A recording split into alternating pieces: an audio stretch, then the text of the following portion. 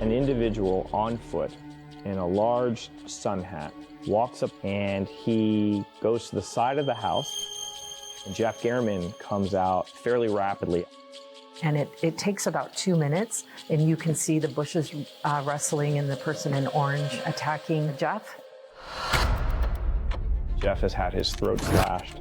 He's been stabbed a total, I think, of 11 times. His wallet's not taken. His phone is not taken. There were no signs of forced entry. Slider locked? Yeah, it is locked. Every murder is tragic, but the killing of a journalist is particularly troublesome. Jeff Gehrman was the quintessential Las Vegas journalist. They immediately try to figure out who might have had an axe to grind with Gehrman. We are watching you, mother. He covered all the mob. He had done a lot of investigative work on the Proud Boys. You better fire that son of a. I saw it as a badge of honor, to be honest with you. I'm coming down there tomorrow. But What's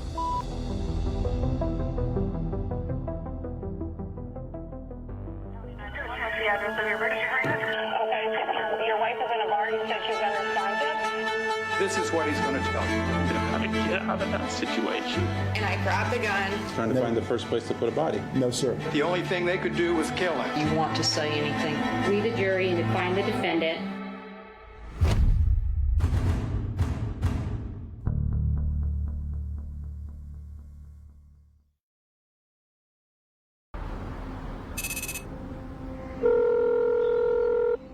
Emergency for BL 10965. What is your emergency? I have a neighbor across the street from me, and he's laying in the side yard. I believe he's dead. He's got blood over him. Control 2-4. We're making contact with the residents out of 1156. We're being cooperative. Patrol officers arrive after that, and then detectives are there. VC 9, 812. Give me a call when you have a minute, please. Copy. Yeah, it definitely looks like trauma to his neck. Yeah, this is his name is Jeff Gehrman. Okay. He's the RJ reporter. The victim is identified as Jeff Gehrman, an investigative reporter for the Las Vegas Review-Journal. Jeff has had his throat slashed. He's been stabbed a total, I think, of 11 times. He's obviously dead. He's been laying there for almost 24 hours. His wallet's not taken. His phone is not taken. They walk through Jeff's house, and they notice that Jeff's house is perfectly intact. Clear. Slider locked? Yeah, it is locked. Doesn't look like any entry was made. There were no signs of forced entry, so it doesn't appear that it's a residential burglary. Pretty soon thereafter, they get video surveillance from the neighbors across the street, and they actually can see the murder taking place.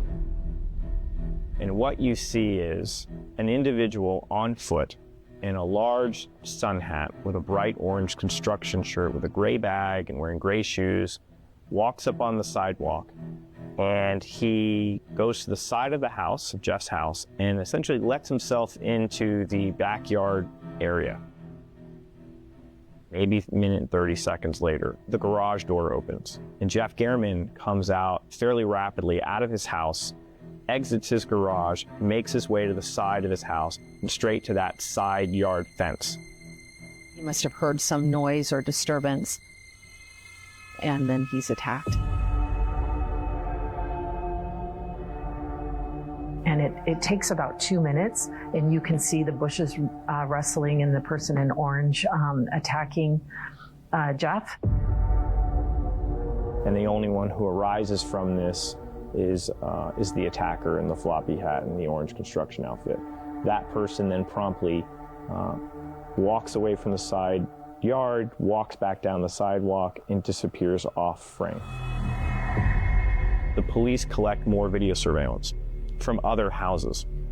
And what they do is they track that suspect back to a red or a maroon Yukon Denali, and he gets into that vehicle. They see the suspect flee in his Yukon Denali and leave the neighborhood. and then actually make a U-turn. And then at this point, the Yukon Denali pulls up to the front of Jeff's house, and he gets out, and it looks almost as if he's forgotten something, and he's rummaging around in the scene. This is a terrible and jarring homicide, one that has deeply impacted Las Vegas. Every murder is tragic, but the killing of a journalist is particularly troublesome. Jeff Gehrman was probably the quintessential Las Vegas journalist. He had been here for 40 years. This is Nevada Newsmakers. As we continue our conversation with Jeff Gehrman, he's the investigative reporter for Las Vegas Review-Journal. He's the host of Mobbed Up, the Fight for Las Vegas. They immediately try to figure out who might have had an axe to grind with Gehrman. He covered all the mob. He covered all of the characters and the politicians who were kowtowing to the mob. Chicago was the most dominant family then. They had struck a deal with the New York crime families to basically control Las Vegas. I mean, over the years, he had done any number of investigative stories. A lot of investigative work with, like on the Proud Boys and other sort of extremist groups. You guys sure did get some propaganda about just for Biden, you piece of... And police retrieved threats Gehrman had received on his cell phone months before he was murdered. We are watching you, mother. You better fire that son of a... Gehrman was long aware of the dangers his stories could provoke. I saw it as a badge of honor, to be honest with you, something like that. And you guys dead mother someday, mother... I'm coming down there tomorrow. Police hoped the surveillance videos would lead them to the killer, despite the disguise and the fact that the plates had been taken off the SUV. Images of the suspect and images of that maroon Yukon Denali were released by Metro's Public Information Office out to the public. Once the footage of the suspect and his distinctive walk is shown, and once that vehicle is also shown, they are developing names of possible suspects, one of them being Robert Tellis. Hello, I'm Rob Tellis, and I'm your Clark County Public Administrator. Robert Tellis was, at that time, the Clark County Public Administrator, which is an elected office here in Clark County. In the midst of Tellis' campaign for re-election, Gehrman wrote a series of articles about him, including allegations from his own staff and a video that appeared to show Tellis having sex in a vehicle with one of his employees. It talked about the alleged affair, which he denied. They talked about the turmoil in the office. It talked about their allegations of abusive behavior by him. What is your reaction to the allegations from these employees that you have created a hostile environment in this office? It's unfortunate that, we've got some people who were here from before who are basically trying to railroad me. So he was really upset when the story ran. He emailed or he texted Jeff, "Why did you make me out to be a bad guy?" The story was right before the primary. This is an important race, and I need your help. I'm Rob Tellis, and I'm running for Clark County Public Administrator. Thank you. Tellis lost the primary election. So, when police learned that there's this link between Mr. Gehrman and Mr. Tellis, and when police learn that there are anonymous people coming out of the woodwork saying that looks just like Rob Tellis's walk, and Rob Tellis drives a car just like that, at that point the police believed Mr. Tellis was a person of interest. They look at a map and they determine where does Mr. Tellis live in relation to Mr. Gehrman. They start to canvass that pathway for video surveillance. They track that Yukon Denali, leaving the first street from Mr. Tellis's house all the way to Mr. Gehrman's neighborhood. And that Denali drives all the way back to Robert Tellis's house. I have never in my career seen that much footage tracking a vehicle's movements from start to finish. And so the next step was they had issued out a search warrant to collect his DNA, because one of the things they learned at autopsy is that underneath Jeff Garriman's fingernails is foreign DNA. It doesn't belong to Jeff Garriman, but they didn't have in their database whose DNA it actually belonged to. A traffic stop was effectuated. He was detained. He was taken over to a local police station, and his DNA was collected at that point. Because if it's consistent or if it's a match, they're going to arrest him. I thought, there's just no way.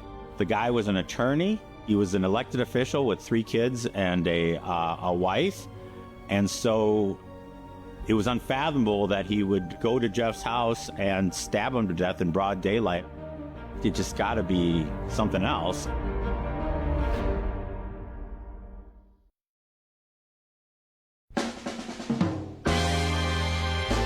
Las Vegas is a unique town. It's a hot spot. Seems like Las Vegas is always in the news.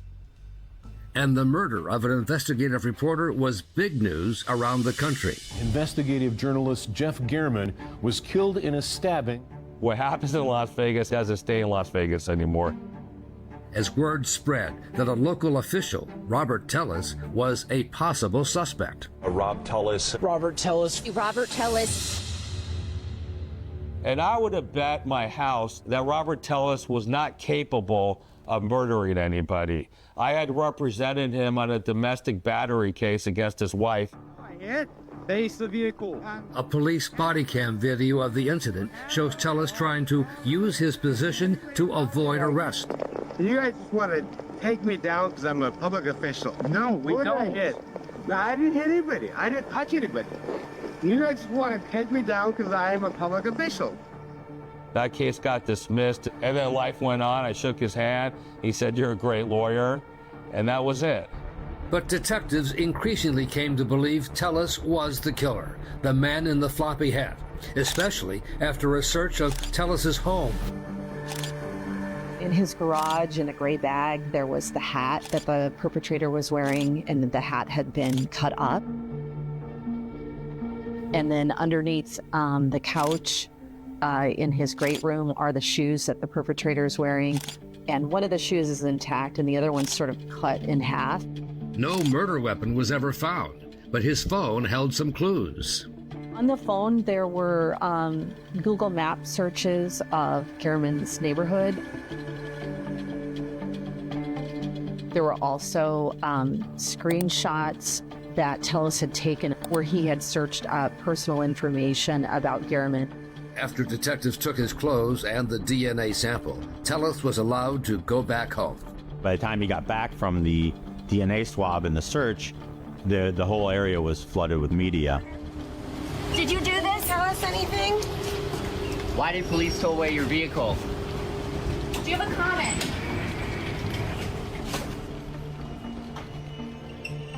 Detectives had asked the DNA lab to do a rush job. Probably within an hour of getting that sample, Robert Tellis' DNA is a match for the DNA underneath Jeff Garriman's fingernails. So we're going to need about 2 more patrol units to just lock this down so we get everything situated. They go to his house to arrest him, and he refuses to come out. Keep media back. We're going to attempt to call into our subject and have him come out, hopefully.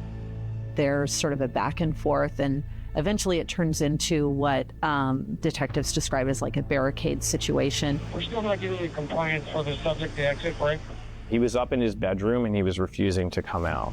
Also, based on the 405 comments, we're going to go ahead and make the official request for SWAT and declare the barricade. 405 is police code for suicide. We do believe that our target is attempting to 405, right? I think he believed at that point there wasn't any more purpose in going further with this. Based on his comments and what we are hearing over the phone, the major validator detectives are putting together a plan to make an entry into the residence due to the exigency break. SWAT kind of assembled downstairs in his home and then kind of calmly made their way up once they established visuals on Mr. Tellis using robots and drone footage. Copy that. We're making our way up to 88 into the master bedroom. The plan's already been put out. Keep eyes We're moving. Keep eyes on him. Copy that. We have the radio. I'm going to keep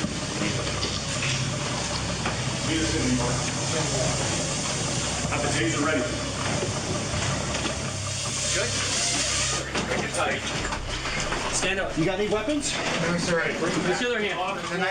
Was located the subject. He's in the bathroom, in the bathtub. He's bleeding. Slide. Hey. Looks like he's been stabbed a few times. There you go. Keep going. Mr. Tellis had slit his wrists fairly severely. He was sitting in a pool of his own blood. He had suffered a lot of blood loss. Come on the ground. Come on the ground. Here. Bring him right here. In custody now. We got slide. Hey. Got that? Yep, I got it. Hey, let's pull him out when we can. When you can, Levi. No rush. Take him into custody. He's got a lot of wounds. A lot of significant blood loss in the bathtub. It was all just superficial venous bleeding, but whatever he's got, he's sort of drugged up. Can we just let medical know that we believe the subject has taken narcotics? I'm gonna grab a sheet. Hey, we're gonna have to bring him down. Grab a sheet. We'll just roll him that way. Grab a sheet. We got a sheet over here. Hand me that blue sheet right there. Okay, guys, I'm clear away. They're gonna be coming down with the suspect now. We'll pass them off to medical. Cool. Bert, what's the MD number?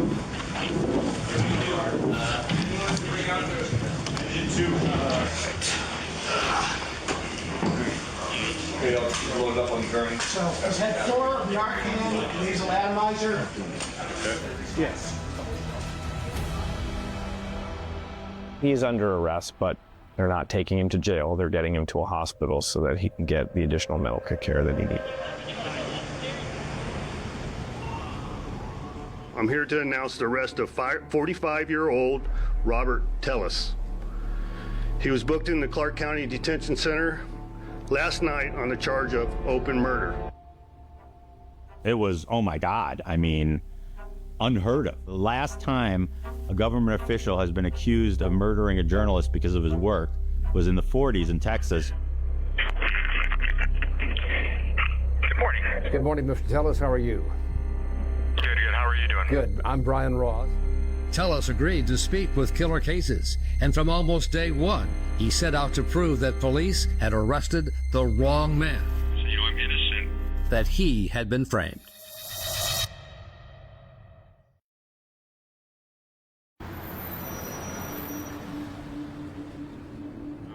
I've alternated between despair and anger. It's hard, but I'm fighting to prove my innocence.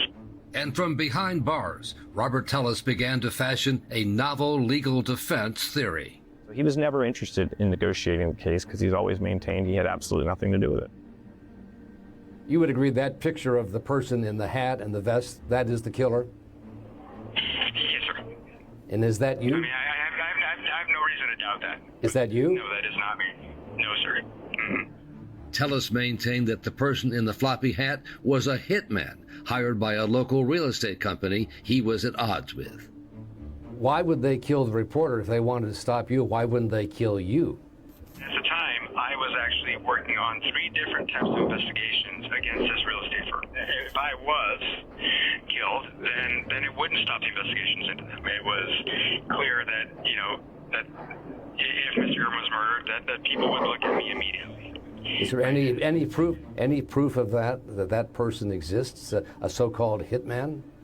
So I don't have full evidence for it, and that's not for lack of wanting to develop that evidence. It's just the system will not allow me to. Hitmen don't wear big floppy hats. They don't commit these murders in broad daylight. They don't take the time to park on a side street, leave, and then come back and pull right up to the house. Other things that don't make sense is then how did they get the hat inside his house? How did they get the shoes inside of his house? How they were found in my home, I don't know, because those were mine. I didn't know. You didn't put them there? Are you saying somebody came into your house and planted them there? I don't know. I don't know at what point those things were planted, but somebody did plant them. Whether they were planted by the police, whether they were planted prior, I don't know. He came upon the idea of the conspiracy theory right after his arrest. I think that was going to be his out, or his way of explaining things, or explaining the inexplicable. How do you explain the fact that your DNA was found under his fingernails? Again, I dispute the fact that it was ever found under his nails. How else would your DNA be there? Again, planted. And so... Planted by who? Who would plant that? Again, I don't know. I don't know what point it was planted. You would certainly think that there'd have to be some type of sign off, right? There were no scratches anywhere on my body. Mr. Gurman could have scratched the killer, but he certainly could not have scratched me at any point, because I wasn't the killer. I think Mr. Tellis is just failing to understand how easily skin cells can get underneath your fingernails. You can scratch someone and get epithelial cells underneath your fingernails without leaving bloody scratch marks on a body. So the argument really doesn't hold a lot of weight. Just so I'm clear, you're saying that was not you driving that car, that was not you in the vest and the hat, even though the car is very similar to yours and the shoes and the hat were found in your home. You're still saying that's not you? That is correct, sir. You've got it. That's hard to believe, isn't it? Yeah, there's a lot about this story that's hard to believe. You're trying to figure out, does he really believe what he's saying, or has he actually convinced himself that he had nothing to do with this? And Tellis's conspiracy theory also included employees who worked for him at the public administrator's office, who made that video of him and a female staff member, and then gave it to the reporter, Jeff Garriman. I was shocked, that my employees would go to those lengths, especially since I wasn't a bad boss. In the workplace, there was no reason to follow me around. I think he was embarrassed by having that personal detail splashed all over the headlines of the Review Journal. That embarrassed him. Did you hate him? No. I didn't know the man to hate him. I think to hate someone, you have to know them. But certainly to hate someone, to desire to murder someone, no. Definitely not in that respect whatsoever. I think Jeff Garriman was planning on writing a 5th article. Late July, Robert Tellis is informed by Clark County that Jeff Garriman has made a public records request about specific communications between Robert Tellis and the woman that he had been having an affair with in the office. And that's when he does all these sort of amateur surveillance things of Garriman's neighborhood and Garriman's house. There appear to be over 130 images. The phone evidence indicates he is surveilling, planning, and premeditating this murder. Robert Tellis had had enough, and he went over to the house and he murdered Jeff Garriman. Leading up to the trial, Tellis had a hard time finding lawyers in Las Vegas willing to work with him on his defense theory. I would prefer to represent myself. You understand that it's almost always more wise to be represented by counsel. I do. Especially when you're being charged with first-degree murder and facing life without the possibility of parole. Yes, sir. Right? He's someone who was pretty convinced that he was smarter than everybody else, and if he got in front of the jury, he'd be able to explain his way out of this.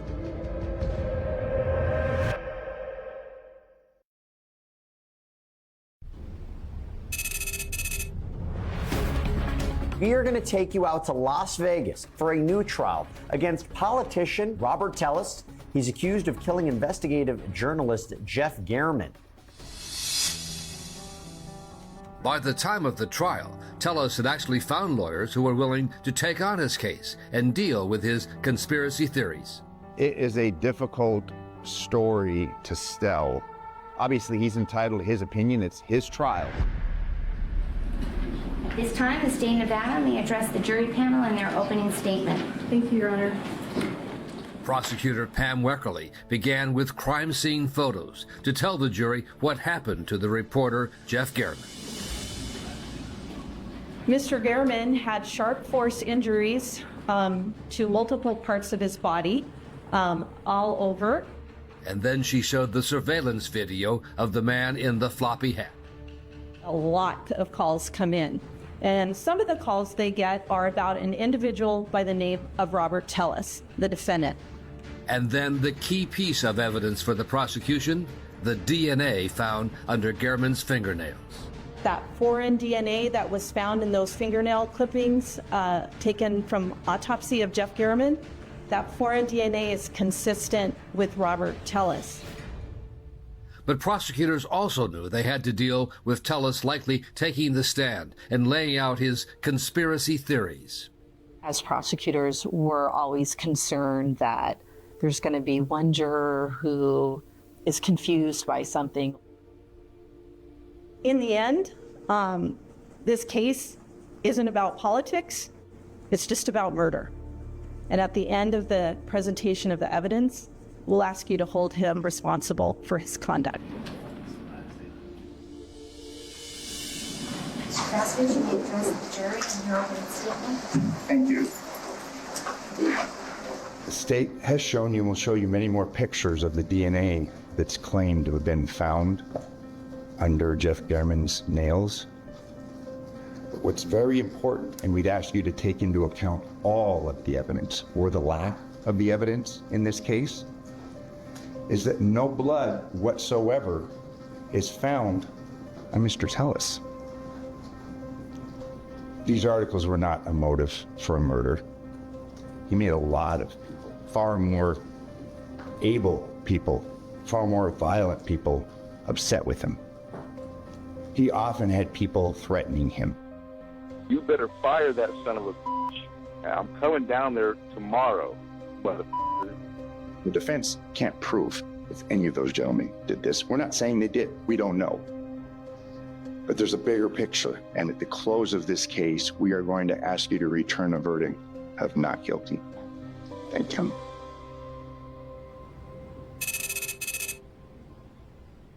Please state and spell your first and last name for the record. Prosecutors introduced a series of detectives and crime scene forensic specialists to make their case. The evidence that we collected, it was incredibly thorough. From the video evidence to the phone evidence, to the physical evidence, to the DNA evidence. I mean, it was absolutely overwhelming. But unlike many murder cases, prosecutors purposely did not spend much time trying to gain sympathy for the victim, the reporter, Jeff Gehrman. We were concerned that maybe prospective jurors would have something against reporters. Would they hold that against us having a victim like that?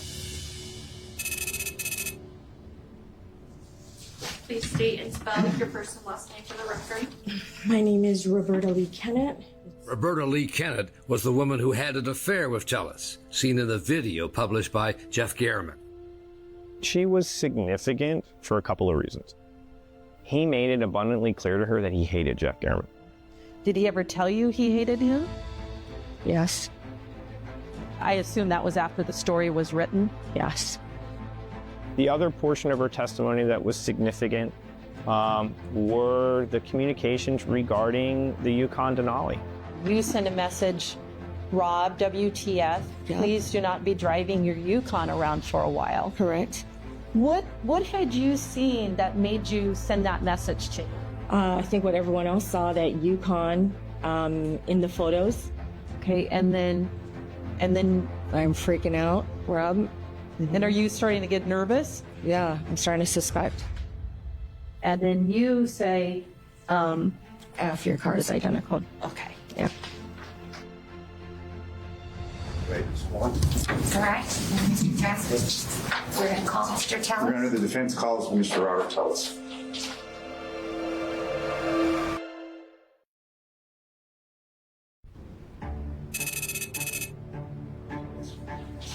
Please raise your right hand.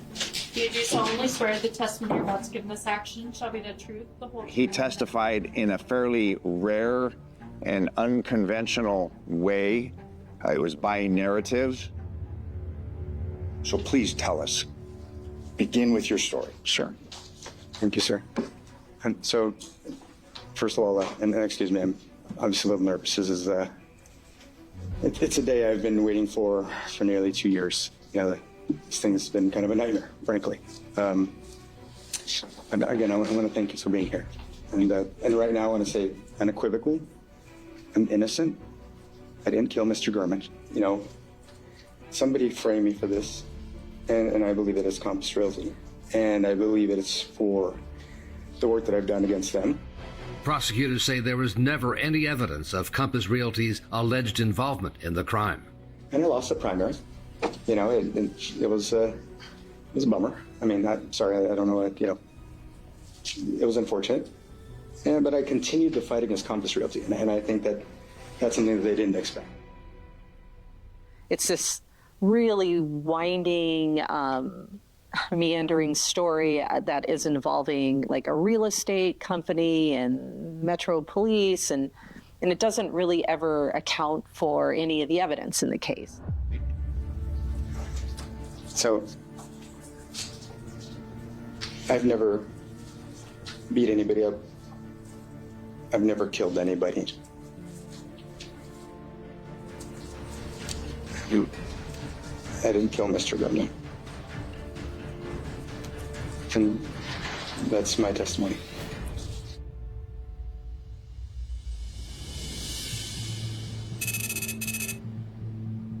When's the last high-profile murder case you remember where the defendant voluntarily gets on the stand and opens himself up to cross-examination to tell his side of the story? You believe this was a professional hit? And that's what I believe. Okay. The assassin seems to be wearing a giant sun hat. It's a pretty big hat, right? Yes, sir. It's fairly noticeable, right? Mm-hmm. Yes, sir. You believe that professional assassins want to draw attention to themselves when they're carrying out murder. That's your testimony? When they're framing someone, yes, sir. So the answer to my question is yes. You believe professional assassins like to draw attention to themselves. It depends on what the nature of their goal is, and if it's to frame someone, yes, sir. A professional killer killed someone in broad daylight, made it a point to park on a completely different street, but then for some reason said, oops, I forgot something, and drove all the way back. My belief is that he wanted to make sure to commit the crime, and then when he was done, he wanted to make sure the SUV was seen in front of the house. You believe that was all part of the plan? I do. It wasn't me. He was terrible when talking about DNA. He couldn't even bring himself to say it was planted. You're not disputing that your DNA is underneath Mr. Gehrman's fingernails, are you? Yes, I am. But you've heard the testimony. It's there, correct? I don't know if it was there or at what point it might have gotten there, sir. Okay. I'm not asking you how it got there. Are you really denying that your DNA is underneath the fingernails? Without knowing the truth, yes, I am. So the DNA lab's in on it too? I don't know. I don't know at what point. I don't know what point the sample is collected. Sir, please tell this jury, how in the world does your DNA get underneath Mr. Gehrman's fingernails? I don't know because I did not kill Mr. Gurman. Maybe the one good answer he gave on the stand was acknowledging that there was an affair. When you sat down, when you spoke with him, were you truthful in your interview? Not entirely, no. Okay. What were you untruthful about? About the extent of the relationship with me and Roberta Lee Kennett. Okay. What was different? What did you say versus the truth? I said that, you know, she and I had no affair, but, you know, regrettably, we did have, you know, and when I say regrettably, I think we both regret the mistake, but we had a romantic affair with each other. Fair to say, in your opinion, if Jeff Gehrman hadn't written these articles, you probably end up winning that primary. Probably yes. The election's over. You're on your way out, and now this guy is wanting to ask more questions about you and Roberta, right? Yeah. He's not leaving it alone, is he? I think he's still fishing. Sir, I got a question for you. The Las Vegas Metropolitan Police Department wanted to frame you. Why did they put the murder weapon in your house? I think that maybe, I don't know. I mean, it's a good question. I don't think he liked me very much, and I don't think he likes being held to task. And he threw a lot of really big accusations out to a lot of people, a lot of hardworking people, and he deserved to be questioned about it. And if they hated you so much, why didn't they just kill you? That's a really good question, and I would like to answer it. My belief as to why they did. Please tell me why they didn't just bother killing you. Because if they'd killed me, would that have stopped the Nevada State Division from investigating them? No. If they killed me, would anybody have felt the duty to continue my work because I was actually doing this? I think so. So your theory is that Jeff Garman is collateral damage? When you've taken into account the fact that months earlier we had this public feud, it's a pretty convenient way to do this. So the guy who writes the articles that ends your career, they reward him by killing him? Well, again, like I said, it was a pretty good way to do this. But at the end of the day, you're just the victim in this whole thing. Is that correct? Yes. Thank you. No further questions.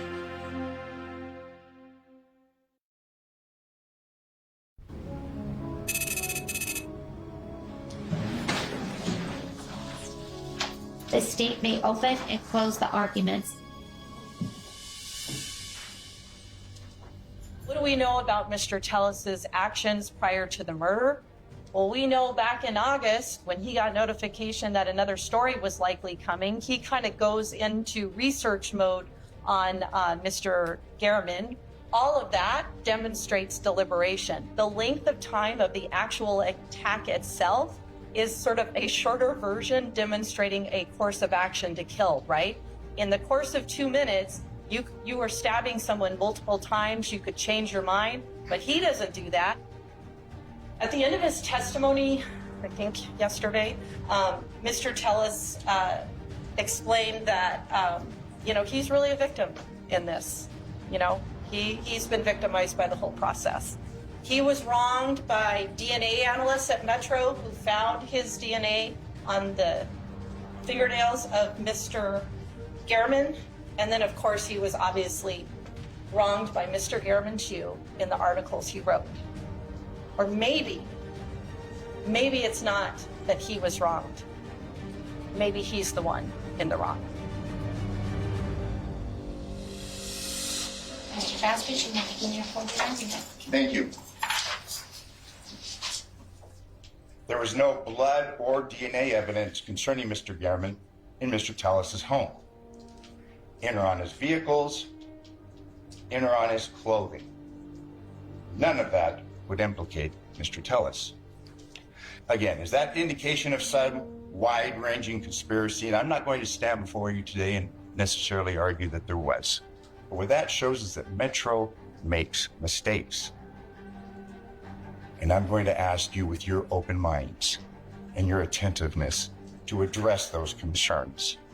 And at the close of this process, you find Mr. Tellis not guilty.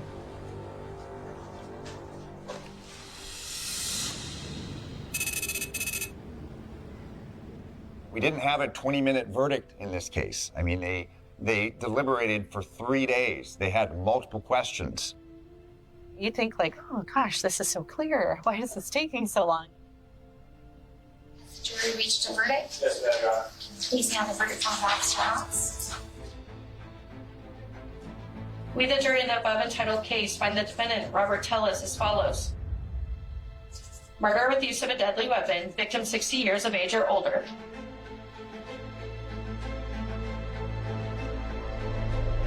Guilty of first-degree murder.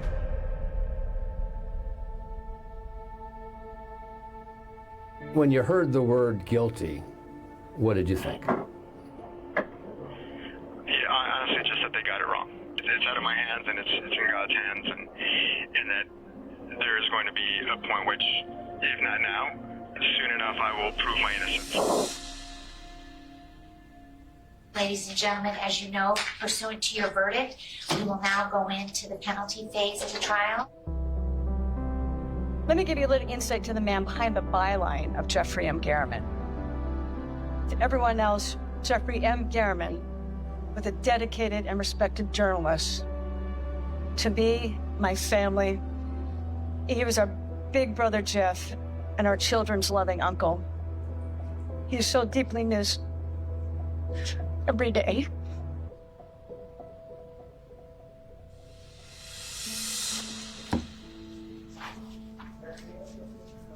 We've been married almost 14 years. Robert really is a great father, and he's a good husband. And I would love at some point to give my children the chance to have their father back.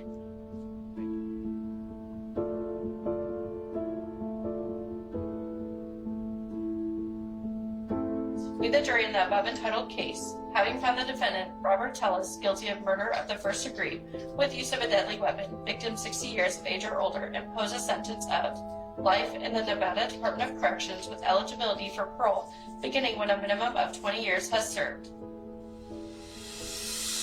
That was a good turn for Mr. Tellis. He could have easily been given a sentence of life without the possibility of parole. He did good in the community. I think they ultimately came to the fact of, hey, let's give this guy a shot sometime down the road. Before the judge officially imposed the jury sentence, Tellis had one last chance to speak. First of all, I want to say that the family has my deepest condolences. And I understand the desire to seek justice and have somebody accountable for this. But I did not kill Mr. Berman. And unfortunately, the people who should be held responsible, who should be brought to justice, the chances of that happening now, right this minute, are slim to none. No, but that said, again, my deepest sympathies to the family. And I wish them well as they navigate the rest of this tragedy. And then the judge added 8 more years to his minimum 20-year sentence before he would be eligible for parole. Being labeled as a murderer or the murderer of Gehrman is worse than any sentence that we could impose on him, because he cares so much about how he's perceived by other people. It's just kind of fundamentally a narcissist. I think he thought he could get away with this. And now he's going to go to prison for a very long time, if not for the rest of his life. And more importantly, it sends a message that you can't go out and kill a journalist for his work. He was on the job 24/7, and he understood the importance of investigative reporting, and he did it to his dying day.